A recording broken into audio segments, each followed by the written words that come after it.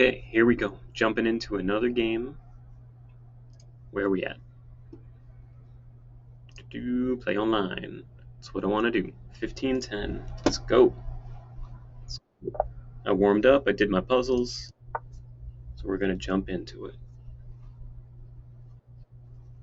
Ooh, Sicilian. I haven't had a Sicilian in a while. So he can go e6 or d6. Nope, he's going for the dragon. I think that's what it's called, right? That's the dragon.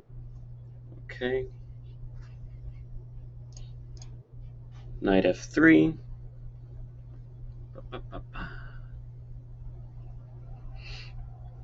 Then my plan is either bishop e5 or bishop c4, then closing this off, then castling. Okay, so... Okay, so I don't want to bother doing this now because if he pushes a6, then I gotta come back. So instead, let me just go bishop c4. Then I'm gonna go d3, I'm gonna castle, and I'm looking to push f5.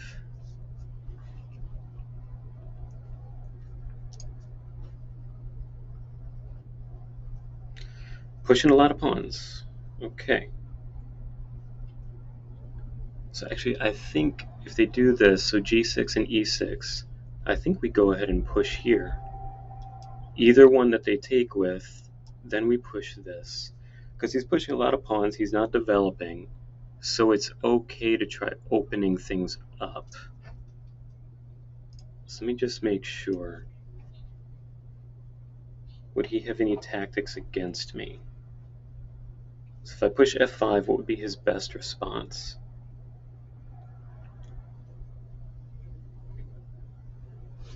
He could either take it this way, which would be great. It undermines his king side. Or if I push, he could take it this way, which again opens things up right in front of his king. I would like that very much.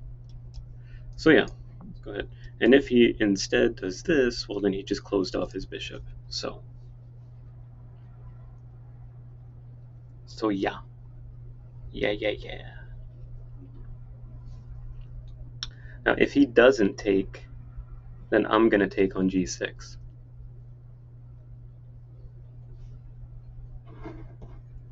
I'm trying to get better about my time management, so I need to really work on, for a 15-minute game, I need to be spending 3 minutes on the opening.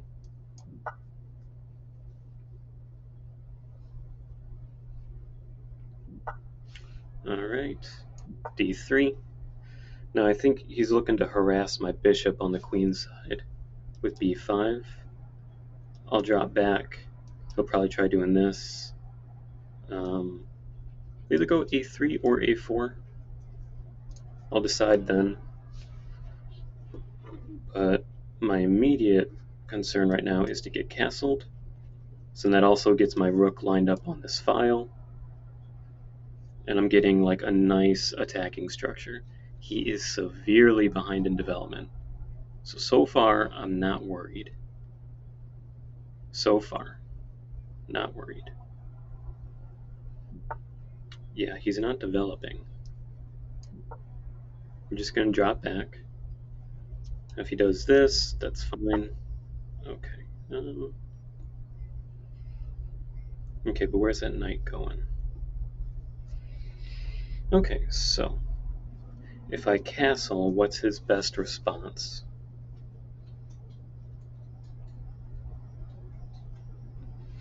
If I castle, he might try to jump this knight in to take my bishop. I could take. I'd have to reroute this knight over, which could be fine. I might want to swing it over to his king side anyways.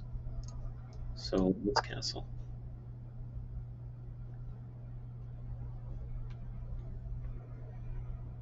The only other things he could do is try to, trap my bishop, but takes. Oh, whoops, and he would lose a pawn. Ah, okay. I admit I didn't see that. That's okay. So let's see, what do we want to do?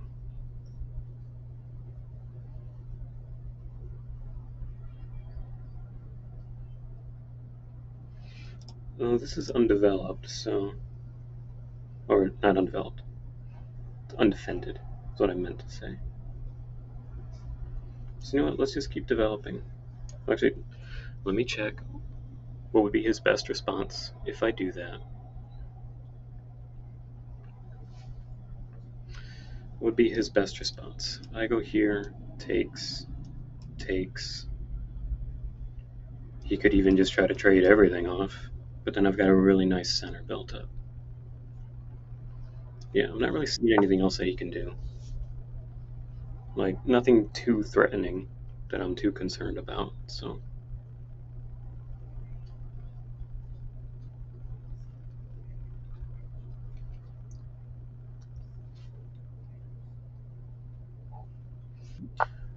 Oh, and you know what I'm seeing too? Ah, okay, so starting that.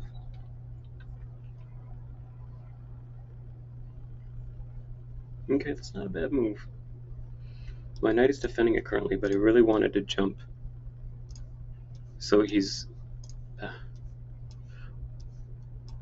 threatening here, so I can't move this knight. I really wanted to jump this knight into f5 to go here. I can't do that yet.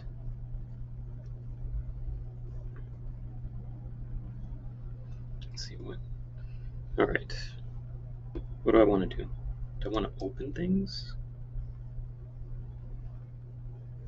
No, don't do that, because then I really will have my bishop trapped, and that would be embarrassing.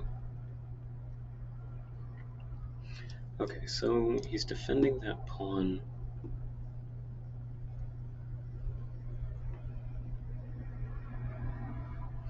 Alright, I'm thinking this does create light square weaknesses around my king, but it does prevent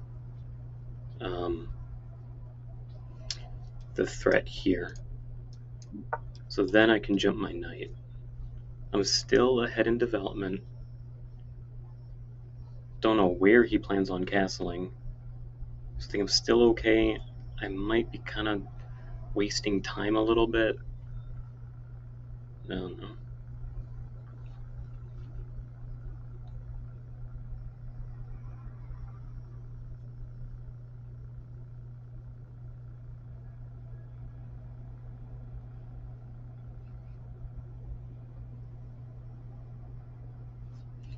And then, actually, now that I've moved this pawn up, there is this, too, winning a tempo on the queen.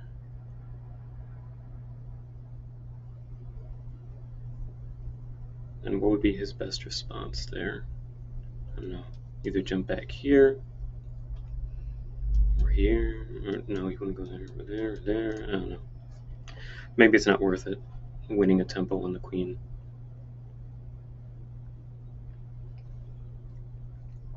Yeah, I would rather just do knight f5. Okay. But, yeah, that doesn't threaten anything, because this is defended. Does that remove? Okay, so if he takes... I have to take back with the knight. Oh, and then... Could do that.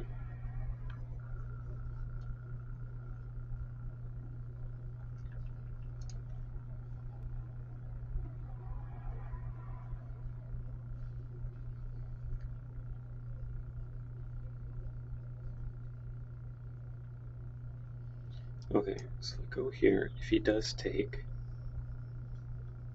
I could take with this knight, and then they're both defended. If he takes here, I have to move my rook, so I would lose a pawn. Okay. It'll be alright, I think.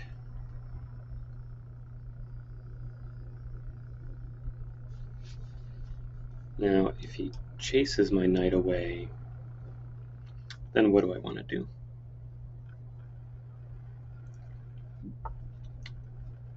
Yeah.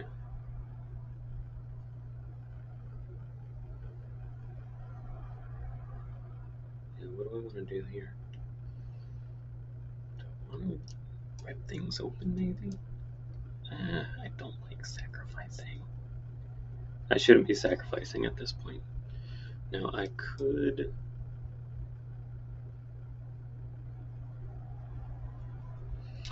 I don't know. I'm just wasting time if I do that. So no, I don't think I should. Alright, let's just jump back. You know what? I think I need a pawn break or something, maybe.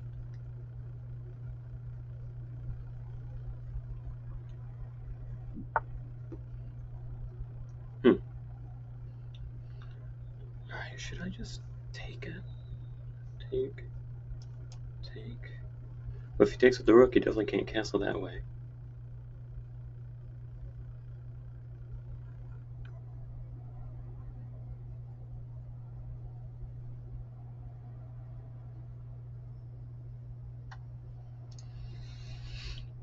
Tactics. I'm trying to think. Where's he trying to go? I guess down here, maybe?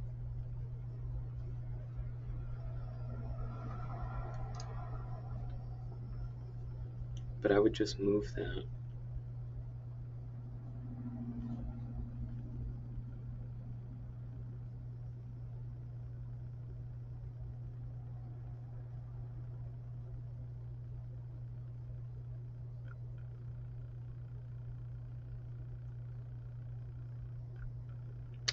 Okay, I need to hurry up. I don't want to trade. I don't know, let's just win a tempo. Let's just be annoying.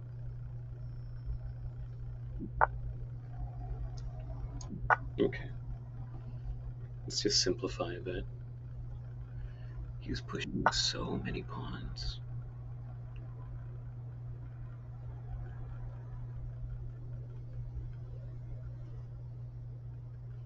Ooh, this did kind of save.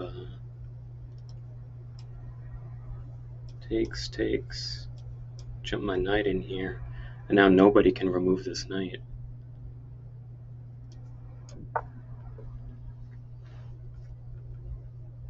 Give me a nice outpost for my knight. That's what I'm thinking. That's what I have going for... Oh, actually, he has to take. Oops. It's an X-ray. He has to take.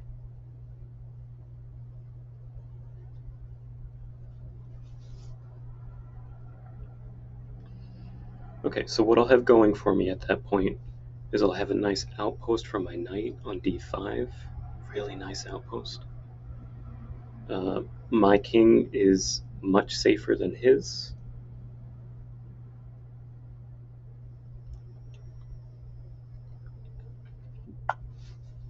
Okay, gives a random check.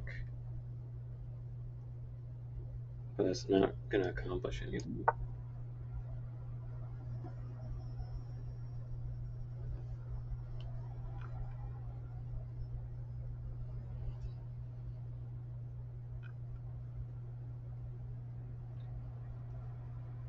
Okay, let's see. We're looking good. Things are looking better and better. I'm pretty happy with our position. I just need to keep up the pressure and not hang anything. So if he I keep missing with my mouse. Takes, and this is a fork. Of course, he could drop his bishop back to defend this pawn.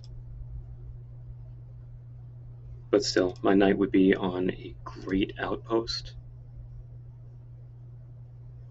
And I'd be really happy about that.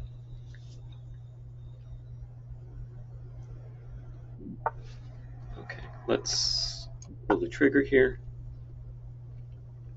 Ooh, if he takes with his knight, that'd be a big mistake. So he has to take with the queen.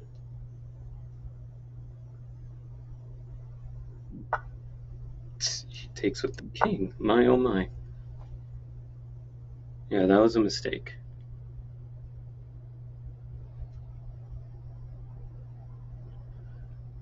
So now I'm forking the queen and the bishop. And as these things go in life, you cannot save both. And he just went ahead and resigned. I wish he wouldn't have resigned. Never resign. Just keep on playing. I have won games where I didn't have a queen. Such things can happen. Even if you lose a piece, you lose a rook, you lose a queen, don't resign. Play all the way to the end. But okay, awesome. We won that game. It looked like it said that put my rating at 1332. Happy about that.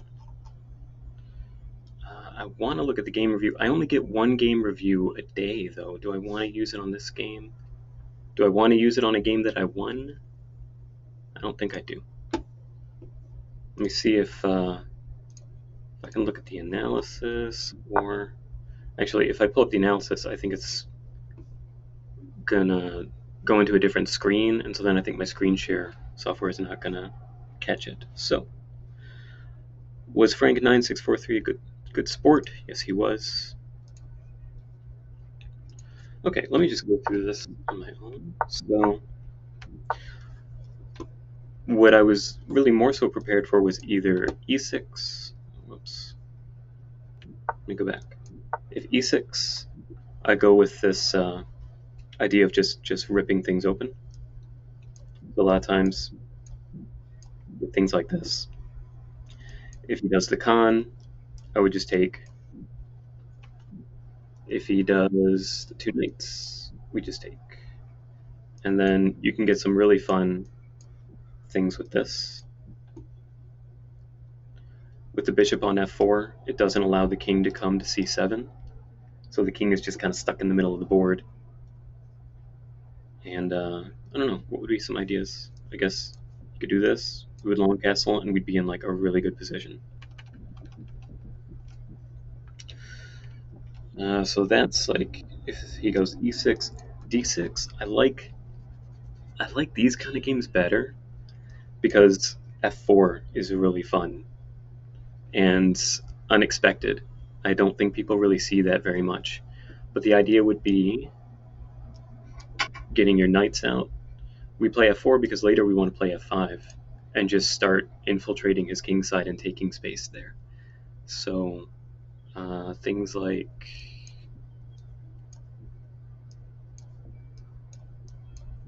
that. And then d3, f5 is coming, castle. But in this game, so he went for the, I think this is the dragon, right? Is this the dragon, g6, and you go to fianchetto? So I'm pretty sure against the dragon, I can also safely just go f4. So I'm getting my setup. Now this was, I don't get what the purpose of that was. It's not like I was attacking c5. So why are you defending c5 with b6? This move just wastes time. Yeah, I'm trying to think, was there any reason for that move? It also creates light squared weaknesses on his queen side. So now you're just kind of asking for my bishop to hop in here. I mean, he could kick it out, but it would be something later in the game maybe to take advantage of these light side openings, these light square openings here. Okay, just getting my bishop out. So, getting the bishop out before closing off the pawn chain, obviously. Something like this would just not be a good idea. Now, what's my bishop doing here? My bishop is just going to be stuck like on e2, or I would have to push another pawn to fianchetto it. So never push pawns that are going to block your bishop in the opening, unless you have a way to then, push that pawn again to reopen your bishop. So first get the bishop out, then we're going to push that pawn. So got that bishop out. Now something too to be said about this bishop, since I'm going to push d3, that would have been my plan next move if he hadn't gone here. At some point I want to push f5, so all these pawns are going to be on light squares. This bishop is on light squares, is on a light square, so this is actually my bad bishop. So I am not afraid to trade it off. I'm happy to trade that thing off and get rid of it. Because then my pawns being on light squares makes up for not having a bishop. So that's one thematic idea that I'm going for here. So because these two pawns are just sitting here on e6 and g6, I see an opportunity to open things up. So, and he didn't. Yeah, I guess he's just looking to harass my bishop, but he's pushing way too many pawns.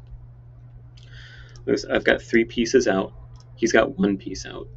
Let me highlight that in a different color. He's got 1 piece out, and he's made 5 pawn moves. This is just, you're losing time. You're falling behind. The opening is like a race. You know, if I'm running a race against somebody else at the starting line, if they're still tying their shoes when the gun goes off, whereas I get to take off, I'm winning the race. So right now, I'm definitely winning the race. So I was feeling pretty good at this point. So we open. I wonder if maybe I should have taken towards the king side, because this would just be, that would not be good for him. Just because then after I castle, his rook is just staring right there. So his best response would be this. Maybe then I could have gone d3 castles, or maybe even just castles right away, and then d3. So I'm gonna have to look at that. Maybe I'll try that in a future game if that happens. I think maybe taking kingside was the more correct way to go, because actually doing this, I helped open up his rook, even though he wound up not being able to take advantage of it. But it's like I kind of did help him in a way. Okay, he harasses my bishop. This is, again, just a waste of time. The only kind of attacks that make sense are attacks that your opponent cannot meet. Don't make a threat that your opponent can easily parry. So I just back up. And then if he had gone here, I was either going to go a3 or a4, you know, just to do that. Or might he have tried to do this? Then I would have just routed my knight away over to his king side. Okay, so anyways, on with the game. He finally develops another piece. He comes after my bishop. Now I admit I did not see this move coming, which means I still got to work on calculating my opponent's responses and calculating my opponent's moves and things like that. So, not proud of the fact that I did not see that move coming. But again, like I had mentioned, this is my bad bishop. Go ahead and take it. Go ahead and take it. So if he had, let's see, so I was thinking if he had taken, then there we go. I've got all of these pawns controlling light squares. So even though I don't have a light squared bishop, I'm still maintaining some good light square control. And it would be like a dream if he did this or something. You know, again, I'm just controlling d5, which I remember reading somewhere that in the Sicilian, the thematic idea is that if black is able to control d5, then they can equalize. Obviously, in this position, he's not getting any control over d5, not anytime soon. Okay, let me go back to the actual game. Okay, so anyways, I played this just to attack something that I saw that was undefended and just to develop another piece. So again, at this point, I'm way ahead in development. I've got my king is castled, this piece is out, this piece is out. Here, this rook is potentially staring down this file. So it's like I've got 5 pieces out and my king is safe. He's got only 2 pieces out and his king is still in the center. He's just wasting too much time. So he defends that pawn. And it was here that I saw this piece alignment, which I didn't notice before. So I had really wanted to jump my knight to f5. That was not possible now because of you know, stuff like this. That wouldn't have been fun. So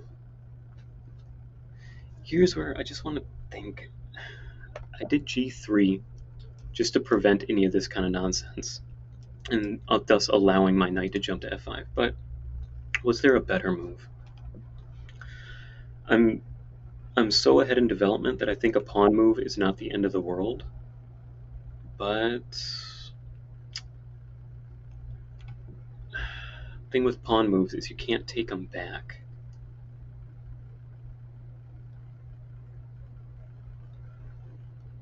I'm trying to think, because if I don't play g3, this knight is forever stuck here babysitting this square.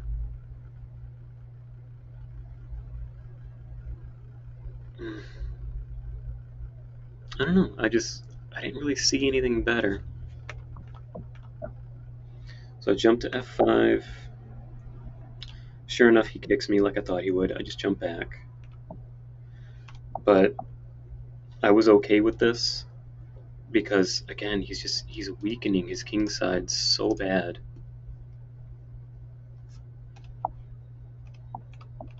So I just jump back. Yeah, maybe this... Well, I did induce... Well, okay, I did induce him to push this, which then opened up this outpost. So, but that's serendipity. I wasn't expecting him to push that. I was expecting, I don't know, Queen c8, probably not the best. Queen c6, I don't know. Queen b6, I was expecting something like this.